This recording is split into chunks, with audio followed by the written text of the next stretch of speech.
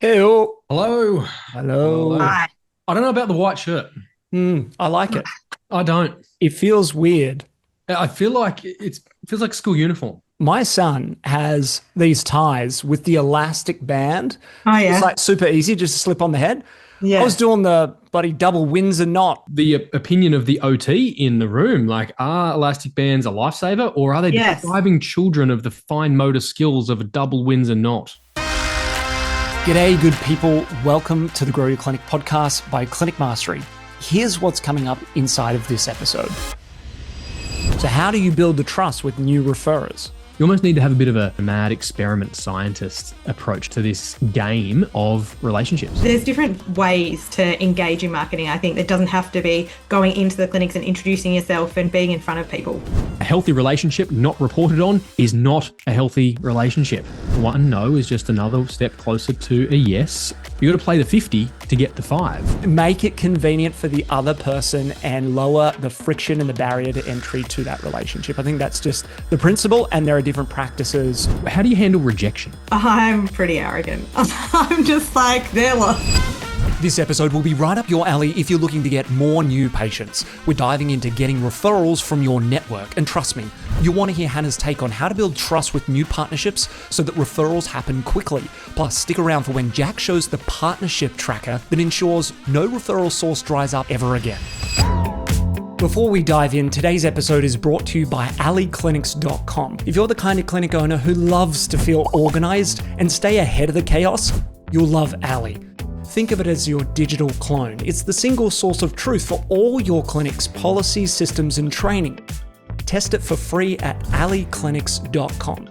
And in other news, applications are now open to work with us one-on-one at Clinic Mastery. If you want support to grow your clinic and bring your vision to life, just email hello@clinicmastery.com with the subject line podcast and we'll line up a time to chat. All right, let's get into the episode. It is episode 316. My name is Ben Lynch. If this is your first time here, welcome. You're in good company, sort of, kind of. Yeah? We think so. We think so. Subjectively good company. We've had a lot of new listeners join, so I want to say welcome. If you are new to the pod, welcome. And if you've come back for more, then we love you. Is that too much to say? No, welcome back. No? Indulge the inner hippie. Bit of love, Yeah. spread the love. Yeah. We're getting a lot of love back. There's some reviews coming through on Spotify, on Apple, through the inbox. Thank you for those that are listening in and sending in your reviews. The other podcast recently really popular. It was some more on the news front, some more on the evergreen marketing front that the problems clinic owners have in filling the diaries. But we love just sharing these success stories, these strategies of clinic owners that are making meaningful progress in their business so that you can too. Today, I'm again joined by the ever practical and reliable Hannah Dunn, Director of DOTS, an occupational therapy service in Melbourne, Australia, mum to 3 kidlets. Yes. We are filming this off the back of Father's Day. What happened in your household on Father's Day, Hannah? We went away for the weekend. We got an Airbnb, and went and stayed down there and relived some of my childhood, which was near where I used to holiday, and went to a pool that I used to go to a lot with my dad, and went mini golfing at a place that we used to go a lot to too. So our 3 kids, when I asked them what they wanted to do, they thought that dad would like to be near his mum. So we got a place near there because my husband just recently lost his father. And so we went down there, and then the other 2 chose mini golf and a pool. So it just worked out that way. So it was a really nice weekend. I lost my dad when I was 16, so it was nice to relive some of those times. Yeah, nostalgic. Some great Yeah. memories, I'm sure. So Keen to had see the how kids yours been there was. before? No, they hadn't been to those 2 wow. places before. Yeah. Wow, that's a really meaningful way to do it, a trip down memory lane. JOB, welcome to you. For those that are meeting you for the first time, Jack is business partner here at Clinic Mastery, former physio and clinic owner who sold and exited his clinic, Terrace Physio Plus. Jacobrin, how did your Father's Day unfold? It was a whirlwind. It started very early, and my 2-year-old began to unwrap and unpack the presents to give to me. Doesn't quite get the idea of like give it wrapped. Yeah, got some wonderfully meaningful cards, and we've got a new pair of budgie smugglers for the summer. That will not be making an appearance on the podcast. Gee whiz.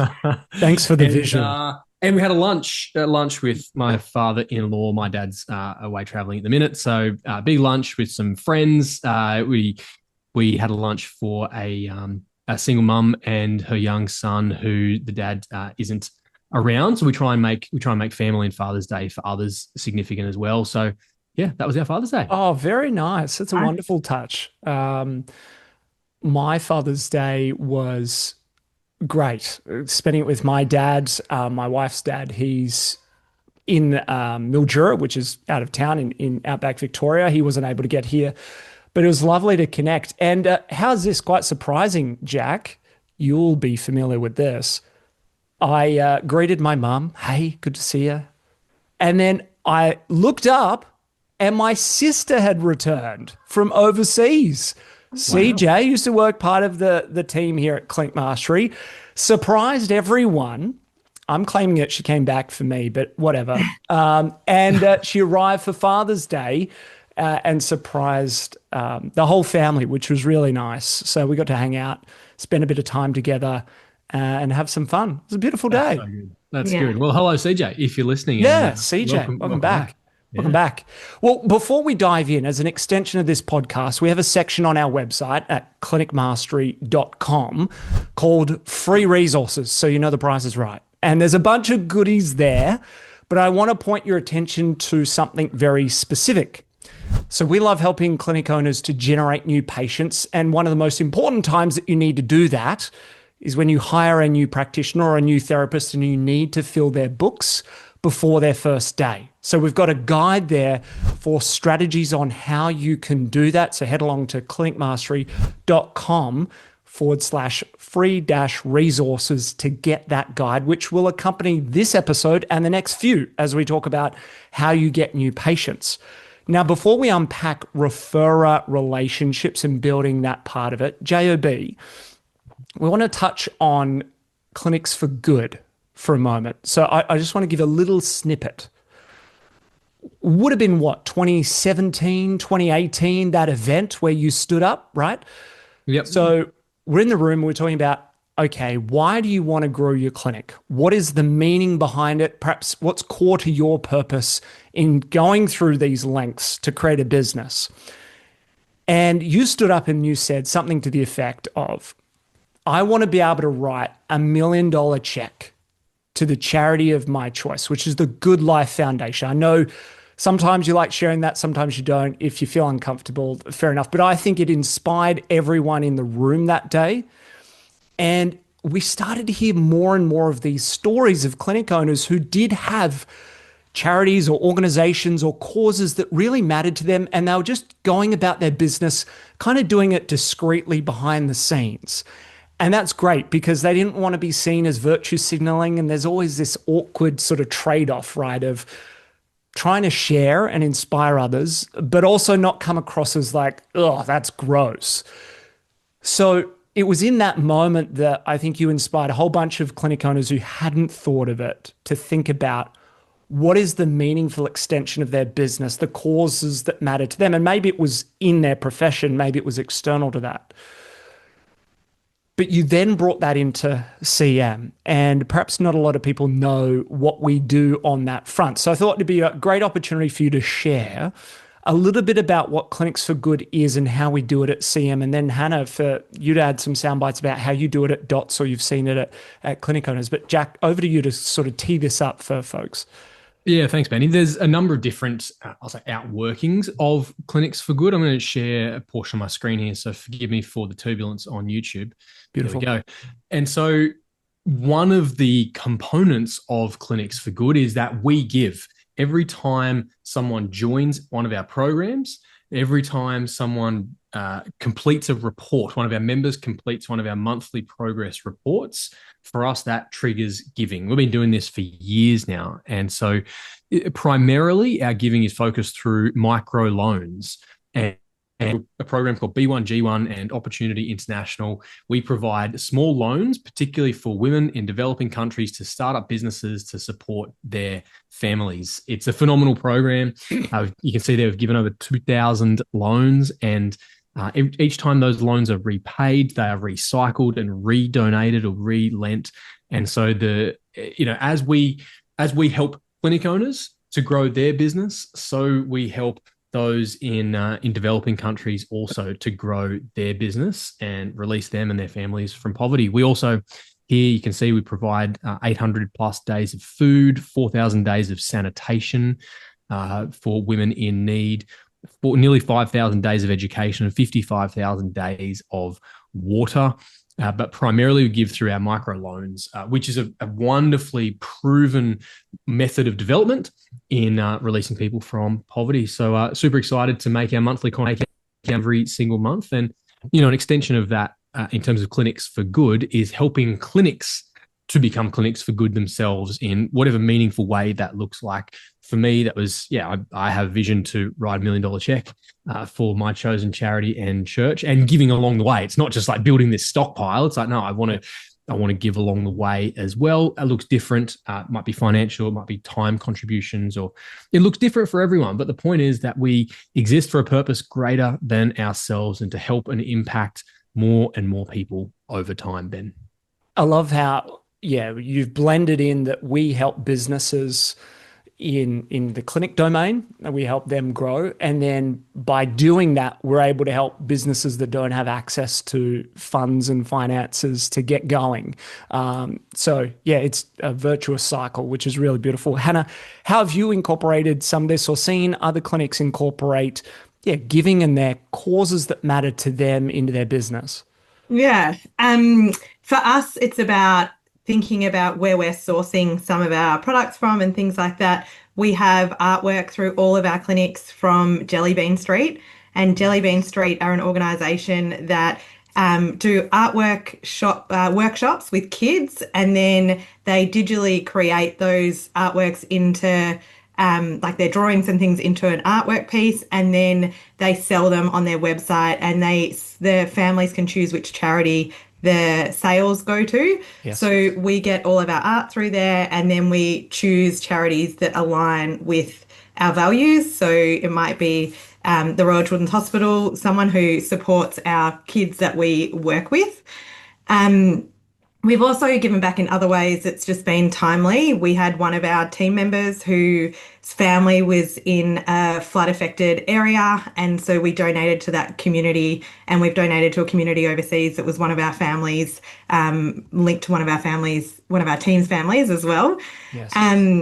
And then also on a more local scale, running a party for our clients is something we've done before at no cost to the families, because we recognise that the kids that we work with often don't get invited to the birthday parties and don't get invited to those events. And so being able to run a party is quite a special thing to be able to do for those clients. Wow, I've never heard that before. That's terrific. We want to make it an annual thing. It's been, every second year we get it up. But I went straight to some of the kids at our kids' school that I know exactly who you're talking about, those kids that won't get the invite, unfortunately. Yeah. So that's a beautiful way to do it. Gosh, love it. And this is part of sharing, right? Not to say, look at me, how good, but it inspires these other ideas. And you go, oh, great, we could do that, or we could do our version of that. Nice, cool. Didn't expect it to go there, but it did. Anyway, let's get into referrers, right?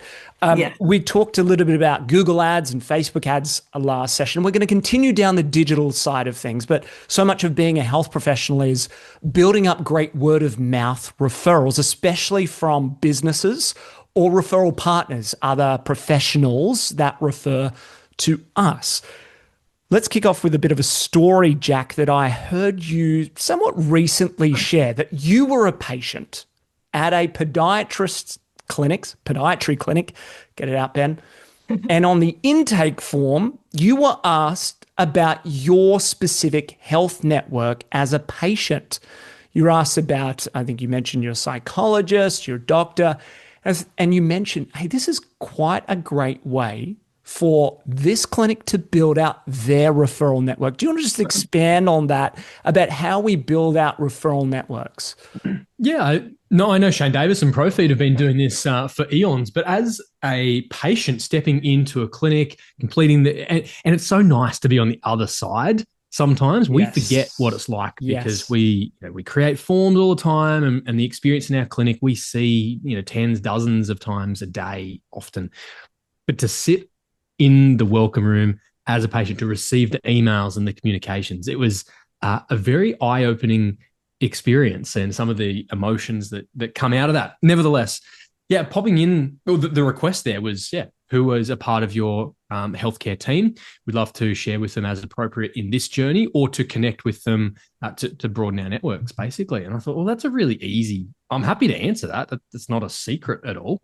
And so, it was my physio, psychologist, and PT, and all those different things. So it was. I'm not sure whether that clinic actually acted on it or not, but it was a question that I was very willing to answer. And I'm sure I'm like a lot of patients. I'm just like everyone else, right? But I would love to make some introductions if that was appropriate. I'm like, my podiatrist here, come and meet my physio, come and meet this, come and meet that, and make those connections. So maybe the lesson in that for us, Ben, is that we underestimate how willing our patients are to connect their healthcare team. We're going to get into some of the systems behind doing and building out your referral networks consistently, because I think that's the thing. People do it maybe in fits and spurts. It never really catches on, or they do it and it relies on the clinic owner and they're not really able to hand it over to any of their team members. Maybe to zoom right out, like, Hannah, how do you think about building your referral-based network? So we definitely ask that question, Jack, and I think pediatric clinics are really good at asking who else is in the team. I think it's probably the adult clinics that we forget to do that. But we've actually found on Sploce, it's a lot easier for us to track those referrals. And so we need to make sure that we're entering the data into the client's file and I'm sure there are other practice management softwares that can do this, but it will link every client that you've added that referrer or contact to. So then you can click on the referrer, let's say it's pediatrician, and it will give you a list of all the clients that are seeing that pediatrician without having to go through every file. The biggest thing that I've found to help our networks is and this isn't a cheap way to go about it, but is renting a room from a pediatrician for us. So we rent a room in a pediatrician clinic. They're really good at bringing together their partners, I guess. And so they do a Christmas party. I've just had an email to ask us what our preferred dates. And then that gives us an opportunity to be in a room with those people. Melissa Hoovers, who's one of our coaches at CM, is also one of those businesses that shares that room with me at Dots at that pediatrician clinic.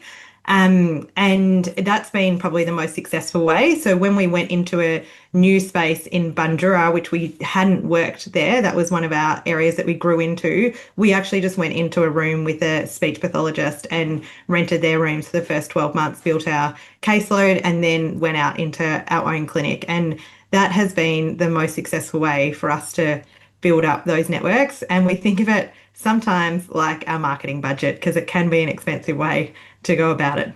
What do you mean? Do you think about it in those terms? We think about it like we're paying for referrals essentially by renting that room in the pediatrician clinic that isn't really our ideal room space. It's probably a bit small. We don't have a gym. We don't have all our equipment there. Ideally, we'd like to be back in the clinic, but it's good networking. It's a good way to build connections. It's a good place to be seen by other, increases your reputation and just being able to be linked with high care.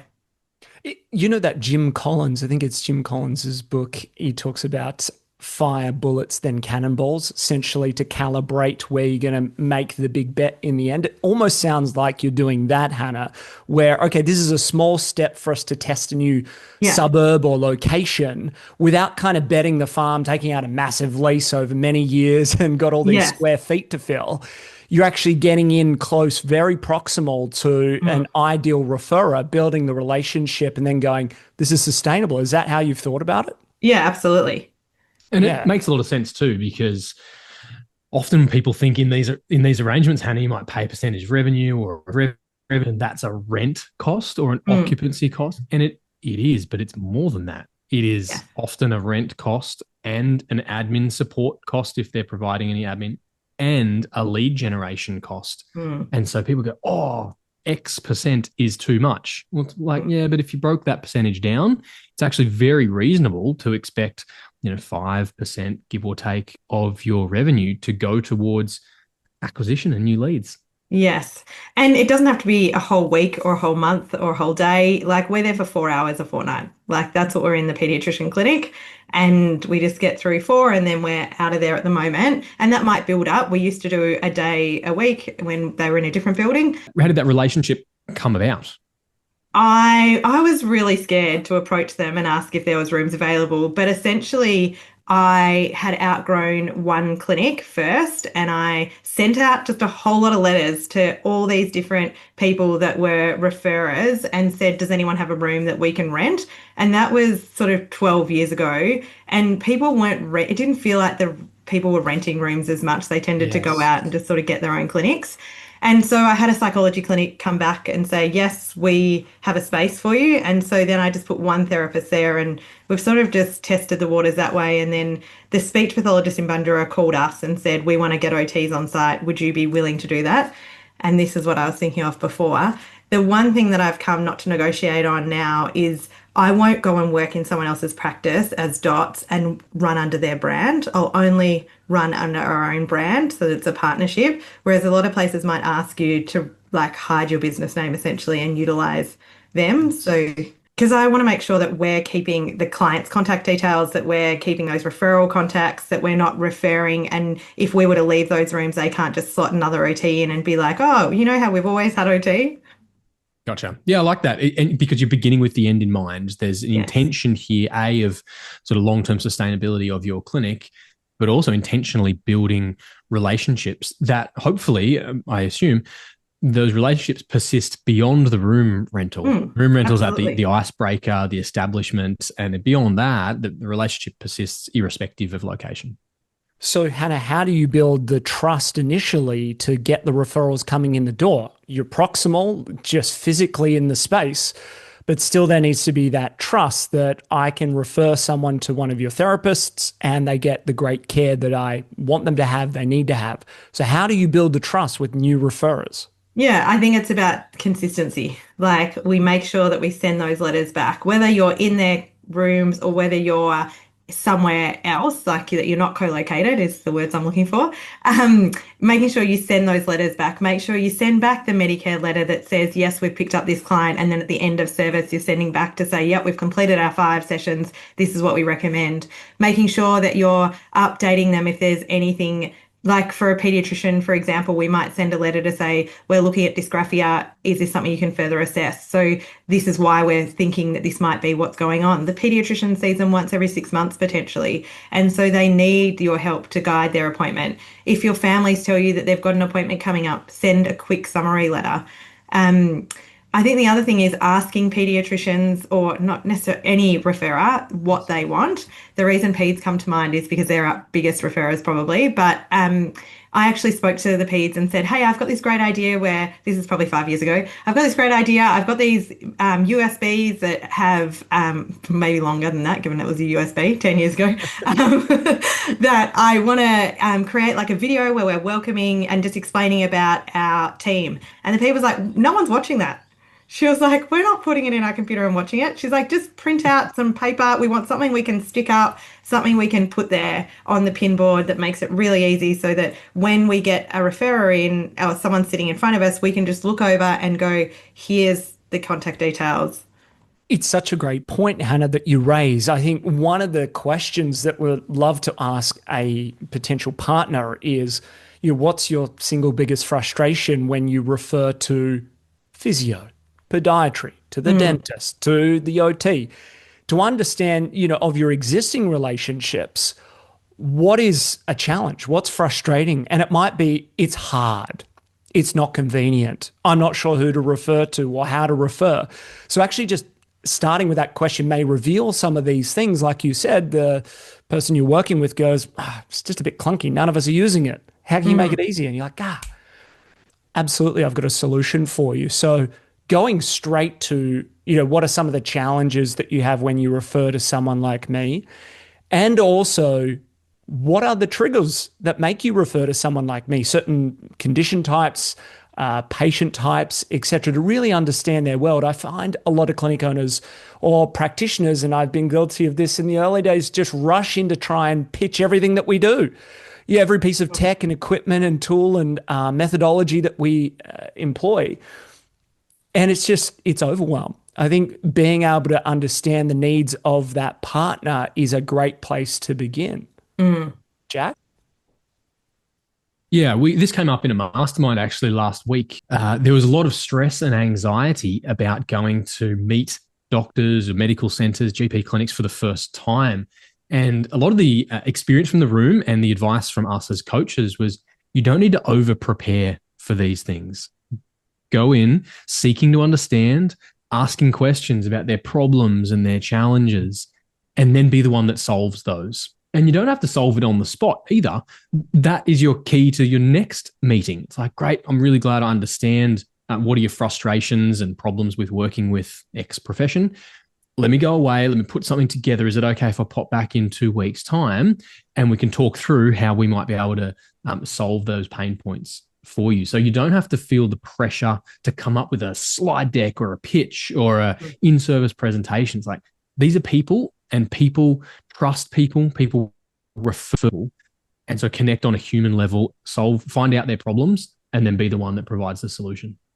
So, Hannah, you raise a good point around the client experience. And maybe there's a couple of buckets here that I would put referral partnerships into. You could maybe broaden this, but let's say like the first is around client experience. As health professionals, we want to be able to refer to other businesses or services and other professions that are complementary to what we're doing to get the patient's outcome. That's just part of being a good therapist, I think, is having a great network that we refer in and refer out. There's good communication. The patient gets a great experience.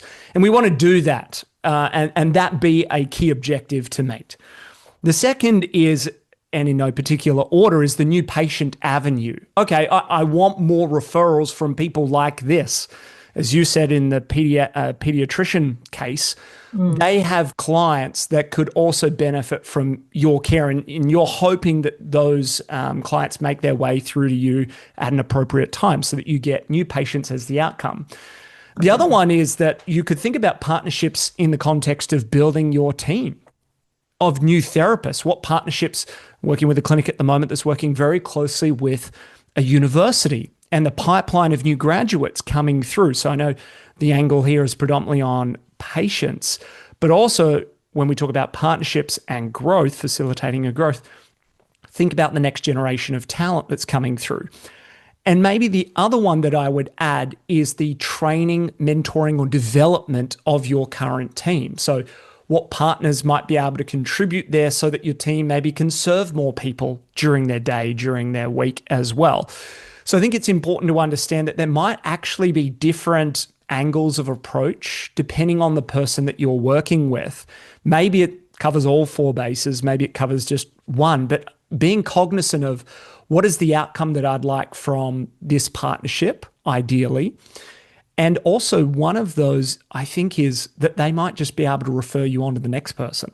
That the pediatrician might know the GP around the corner, or, the physio might know the dentist around the corner, and there's a referral relationship there. So I think it's important to understand what you're looking for and explore that in a little more nuance than just, I want new patients and they didn't come to me after my first or second meeting.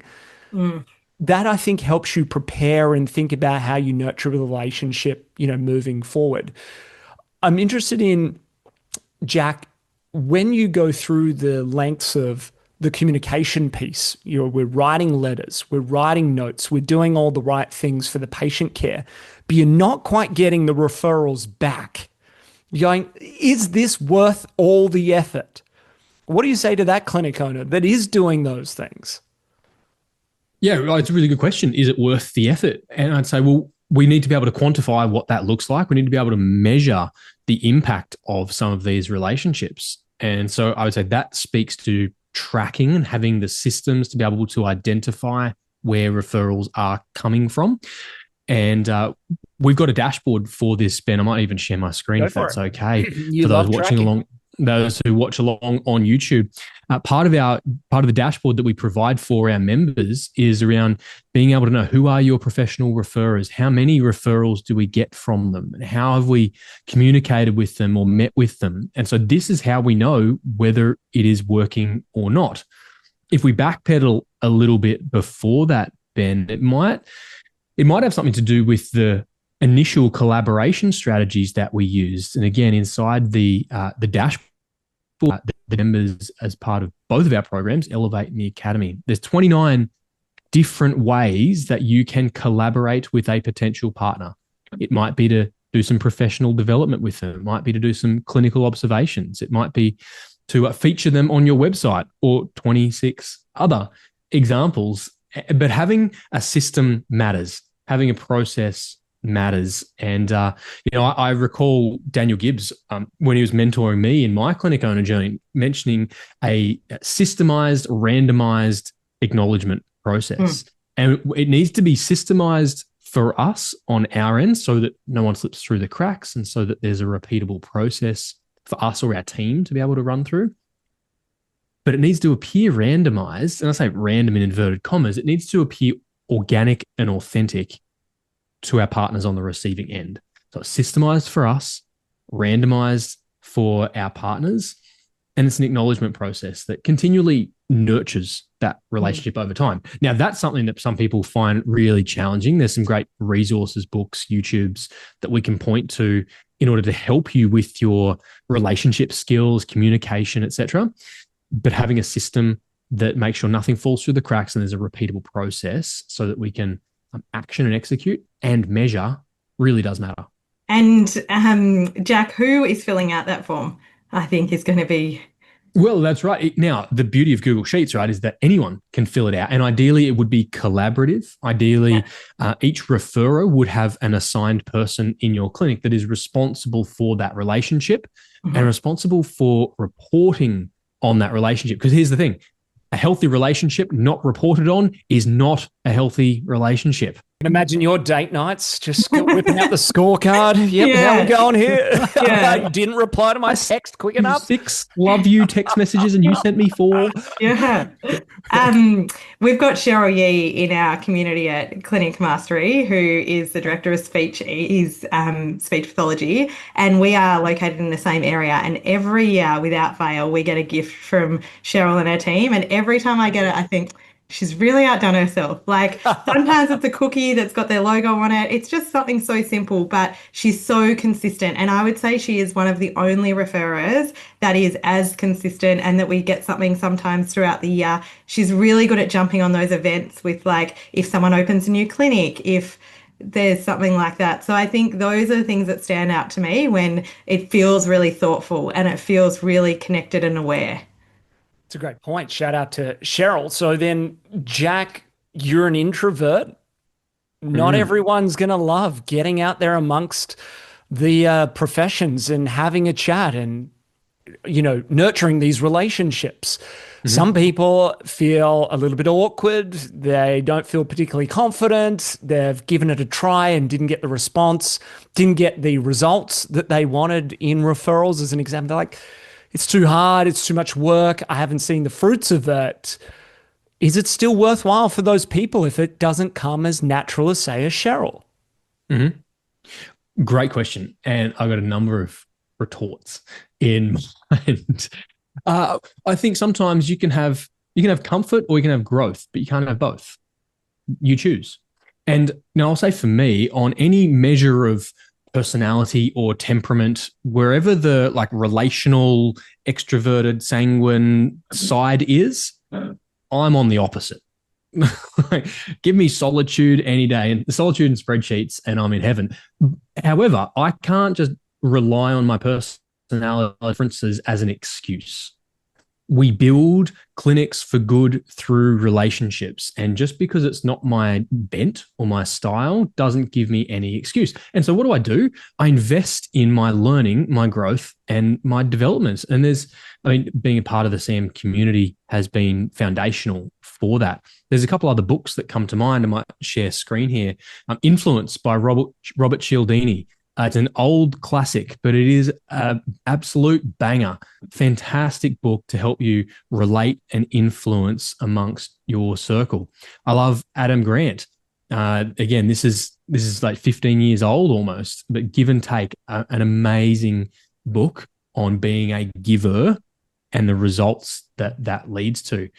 Stephen Covey, great book, The Speed of Trust, and his original book, The 7 Habits of Highly Effective People. And then this one by Chris Voss, Never Split the Difference. 5 book options there for clinic owners to consider if, relationships aren't your primary skill set or personality default. That's okay. You can learn. This is all skill. This is not just traits that you are born with. Relationships and networking partnerships are a skill that can be learned and can be developed over time. So I'd say lean into that, practice it, and take a long-term perspective. And over time, you want to master this skill. Are you going to master it in 3 months, 6 months, 12 months? No. But over the course of the next 3, 5, 10 years, we want to work towards mastery over time. Talking about books, and this isn't one I have done, but I have received, was just a book in the mail that had a note that said, I read this book and I thought of you and thought you might enjoy it too, and sent me a copy of a book, which I thought that was, again, really thoughtful and personal. It doesn't feel like a mass send out, even though it potentially was.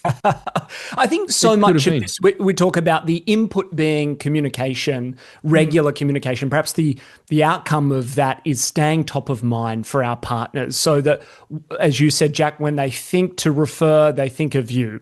It's that mental availability. It's staying top of mind. And there's a number of different avenues to be able to do that. I'm interested, actually, Hannah, how have you gone about helping team members who often say, oh, this isn't really my thing? Okay, fair enough for the clinic owner. They can maybe swallow their pride or, suck it up and do it. It's their business. They got it. Yes. But what about for those team members that sort of, retreat into their shell? And they're like, yes, I don't feel confident to do this. This isn't really me. How have you supported those types of folks? Or have you just avoided giving them this responsibility entirely? Yeah, both. We have at times avoided it for someone that was really anxious. I've only done it once. Other times we've broken it down into being more manageable steps, like write a blog. Like, what are you more interested in? Let's get your name out there with a blog, a photo.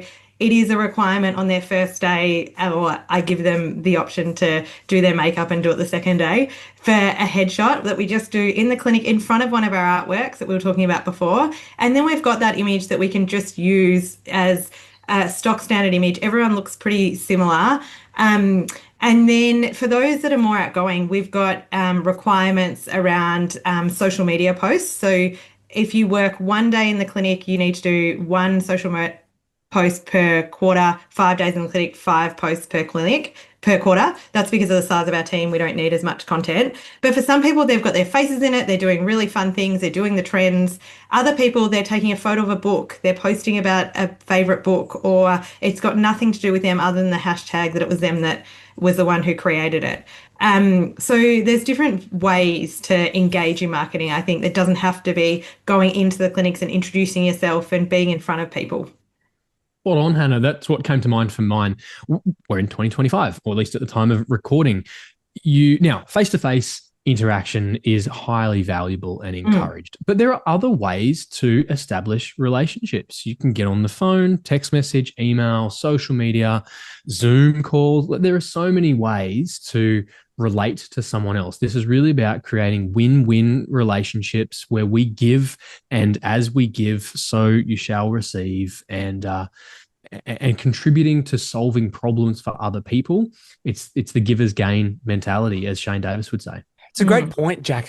So much of this, I think about removing friction, making it easy for everybody. folks around me might say that's a lazy approach, Ben. I say I'm looking for convenience. Fair. I haven't got all this time. I do not want to spend 90 minutes in the car going to a referrer partner, having an hour meeting, then spending 90 minutes on the commute back, as an example, right?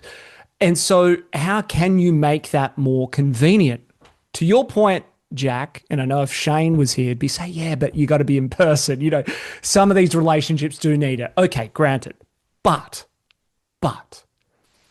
like you said, it's 2025. Why aren't we booking in a referrer into the appointment book like you would book a patient and doing a quote telehealth or a Zoom for 30 minutes? It's super convenient. It starts on the minute, finishes on the minute. We've continued the conversation.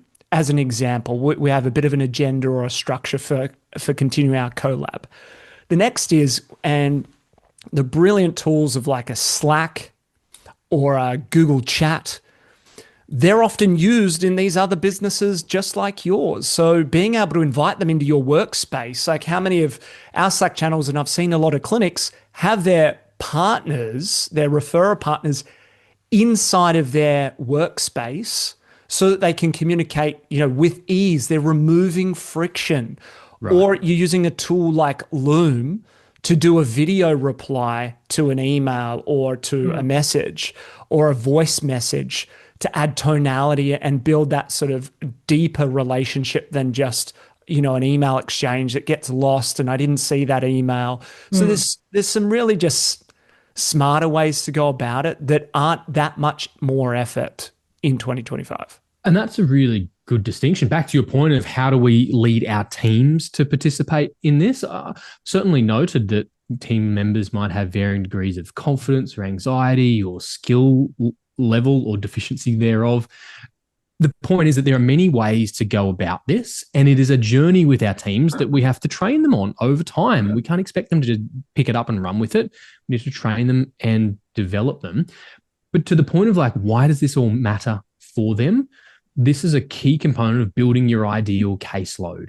When you know who your ideal client type is or presentation type, who else those patients already trust, we need to establish relationships with those referrers. And so if a practitioner is frustrated by a general caseload or a lack of ideal cases, this is how we work towards a sustainable in-demand list of ideal clients. It's a great point. I think also one of the really practical things that you can do is be a client of this other business or service and also have them be a client of your service where possible and appropriate, because it's that kinesthetic experience where you're this is how the site consult works, or the OT initial assessment works, or how the physio does a new client assessment.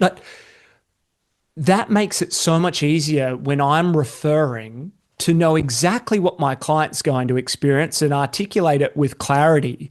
If I've already experienced it myself, there's a whole bunch of logistics around that, but I think it's a really practical way to do it. What other ways, Hannah, have you found really helpful to get referrers to, again, have that trust and be able to refer clients to you and the team regularly and consistently? Yeah, I think it's about being available as well. I think we have a triage process for our clients, and I think that creates certainty for our referrers. We also openly speak about the fact that sometimes it's not going to be the right fit of an OT, and we will change them over to another OT. And that, sometimes we do get it wrong, and sometimes the information we have isn't the right information. And so that leads to a mismatch of therapists. And we're very clear on that doesn't mean it's a bad therapist. It just means it wasn't the right fit at that moment. And so I think having security, knowing that we recognize that when it doesn't work, we'll fix it. And also knowing that you can contact me if you feel like you've called reception and something's not getting through, or you've got a family that's really complex and they need to urgently get in, but there's a massive wait list. So being able to call and have a quick discussion or shoot an email through and say, what are the chances of us being able to get this client in with this therapist, or which I know we don't want to rely on the business owner, but it can also be to your team leader. It can be different people in your team, like you were talking about, someone having responsibility for that relationship who says, thanks for sending that through. I've just got to check with these people. I'll get back to you. But knowing that they have someone to reach out to. It's human connection, right? It's human connection. I got a question for either of you. How do you handle rejection? Because this, in some regards, I'll often say in coaching sessions, like this is a bit of a numbers game, and you got to have a thick skin, etc. So, how do you handle it, or how do we coach our team members through being ghosted, or flat out turned down, or mismatched expectations? How do you handle that? I'm pretty arrogant. I'm just like, they're lost. But I know not everyone is like that. Like, I just think there's someone, like, if not them, someone else. Like, um, and so if it's not them, there'll be someone else. And so I just think you never know what's around the corner is sort of my mindset. And so that might not have worked, but where are we off to next? Or what has that opportunity that we're disappointed about opened up doors for? You're always the pragmatist, Hannah. I love it. Which is actually a reasonable thing to discuss with your team members at the front end, I think, is there's going to be times where there is rejection or you just don't hear back. And I'd probably make that distinction. Is it that you've sent 2 emails and you haven't heard back? And maybe that person's just super busy and it just went down the priority list. It's not that they don't want to, pursue a relationship with you necessarily. It's just not a priority for them right now for whatever reason. And maybe they don't understand the context that you have of how this could be a great relationship. If it is just flat out rejection, that is, well, maybe it's not the person you want to work with. I haven't really come across a lot of instances where that's happened personally or seen other folks. But yeah, I think you're pushing it uphill if you've got flat out rejection. I would say that there needs to be an element of follow-up that is required from team members, because assume people are super busy and assume it's not personal. I think that's a great place to start. We always say, assume positive intent. That's kind of like one of the mantras we have here at CM. Assume that they're all good. They want to do it. They're just super busy. And maybe I need to find a different angle of approach. If I've tried email, maybe I pick up the phone.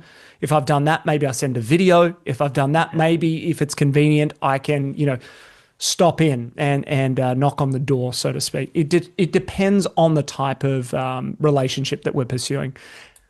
Yeah, I think also if you're saying to us, like, I've sent 50 emails and no one's responded, we want to look at the context of the email. We want to look at what you Great are point. sending and see whether, as you said, Ben, like different mediums, but also looking at, put it through ChatGPT and say, summarize this. Maybe it's too long.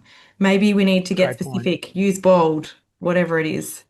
That's a really great point. It comes back to the point of make it more convenient. If you've written a Harry Potter novel in the email, don't expect a reply. I'm definitely not replying anyway. Make it convenient for the other person to reply. Maybe it's like a yes/no answer. You're still interested in making this partnership work, yes or no. Make it convenient for the other person and lower the friction and the barrier to entry to that relationship. I think that's just the principle, and there are different practices for you to go about testing how to do that. Jack, how would you go about it? Yeah, I think having a thick skin, to your point, Hannah, is being able to move on. It's okay. Like, one no is just another step closer to a yes, and going into it eyes wide open that it is a numbers game. You might need to pursue, and again, just to set some expectations, if you're a clinic owner getting amongst this for the first time, we're not talking about 2 or 3 or 4 partnerships. We're talking like 20 or 30 or 50 partnerships. You might need to connect with 50 people to get 20 replies and maybe 10 initial relationships that work out to be 5 real connections. You got to play the 50 to get the 5. So it's having your expectations super clear. And then I think it's okay to revisit a dormant relationship or one that didn't get off the ground at another time. To your point, Ben, maybe the time just wasn't right, and come back. Yes. The river is never the same. Yeah, the water is always different in that same river. So, and then back to that point of like mastery. Master the skills of writing emails, communicating face to face, sending voice messages, testing different things. Like, you almost need to have a bit of a scientist approach, a mad experiment scientist to this game of relationships. Well, to that point, Jack, we talked about Google ads and Facebook ads, the ability for us to track all the different elements of those ways, those avenues of getting new patients is meaningfully different from a lot of the referrer relationship stuff, which is so relational. You know, you've shared the spreadsheet here. We can track elements of it, but it's certainly not as sophisticated as some of the paid ads play that we've got. And someone might say, you know what, if my hourly rate is $200 an hour, maybe as a therapist, or if you're a full-time clinic owner, let's say that's your salary, then I don't want to spend 20 hours doing this to get, 10 new patients when I could otherwise just spend it on digital ads and get patients that way. How do you respond to that? Someone's weighing up the hours that they put in or a team member puts in and comparing it to digital ads to get new clients. Well, I'll go first, Hannah. You might have a different perspective, but I want a level of control over my referral sources and new client sources. The reality is Facebook, Meta, Google, whatever advertising platform can change the rules tomorrow, and you are dependent on someone else. Whereas you have built trust with other humans, that relational equity is something that's in your control. And the types of patients that we receive from our referrer friends are usually very rich patients. And I mean that in the qualitative sense, that these are patients that are ideal for us. They're bought in. There's a high level of trust. They know us. And so it's a different quality of patient that comes through. And so you want control or influence over those types of patients. Hannah? I think also what you spoke to before, Jack, about it being really personal. Like, it's really personal to have that trust and to build that up. And so I think if you're concerned about the amount of time that you're spending, maybe we need to think about what is the way in which you're connecting. Is there ways to simplify this? Is there things where you can get your client connection team to support you by ordering products and then you can just do the final drop off? Or is there elements that can be done by other members of your team? It's a good way to look at what are we currently doing, because there are certainly some low value actions that we could pursue in the referrer-based front, and there are some higher value actions that we can pursue. I think looking at your existing referrer network, running the report from your patient management system, looking at who, what are the chances that there's 5 to 10 referrers that have given you the bulk of referrals over a longer period of time, that, hey, you've just not nurtured particularly well, and maybe there's an opportunity for that to yield even more moving forward, or those that have referred just a few that could maybe become one of those top 10. I think you always want to look at a diversified portfolio to minimize some of the risk, is essentially what you're saying, Jacobra, is we don't want to be overly reliant on one, because there's those clinics that go, we haven't really needed to do a lot of digital advertising. Maybe it is a lot in the PED space, Hannah, like speech and OT. We've had strong referral relationships, but all of a sudden a key referral source dries up and we're on the back foot. We didn't have a digital play happening. We weren't allocating there, maybe not at least consistently. And so now we've got to get into hyperdrive and figure out a way to reactivate this. So it's about having a bit of a spread. Do you believe that's how you should do it, Hannah, is have a diversified, or actually put more eggs into one basket that's working? No, definitely diversify. I think also it's like you might have a clinic who's referred, a speech clinic, for example, for us, who's referred a heap of OT clients and then decide that actually it would be good for us to have an OT on our team. And so then that could dry up your referrals. There are so many different ways in which your referrals can dry up, and just having a wide range of networks. If someone contacts us, we never say no. We're always willing to chat to someone. We love working with single practitioners as well as whole teams. And I think, to your point, if you've let those referrers, you haven't been in contact, don't be scared to reach out and just name that. Like, hey, sorry, it's been a while, but here I am. The thing that's going off in my mind is, okay, the objective, if we pick one of those four that I at least spoke to, of like client experience, team training and mentoring, new patients, new team. We said new patients. Where are the new patients before they typically come to me? And a lot of the time that's going to be with another profession and they're getting referred over. But it doesn't need to be in the health space. It could be another business or service. Let's take our, podiatry friends. That a shoe store is more than likely the precursor to going to the podiatrist or is subsequent from the podiatrist. So in a peds context, would that be a school, a kindergarten? Maybe Yes. in your case as an OT, it's the speech pathologist profession. But I think we should look at where are the places that there's some distribution, there's a big audience of potential clients that we could get access to beyond just professionals. Yes. How else do you think about that, Jack, in terms of getting access to a broader audience through your referral partners?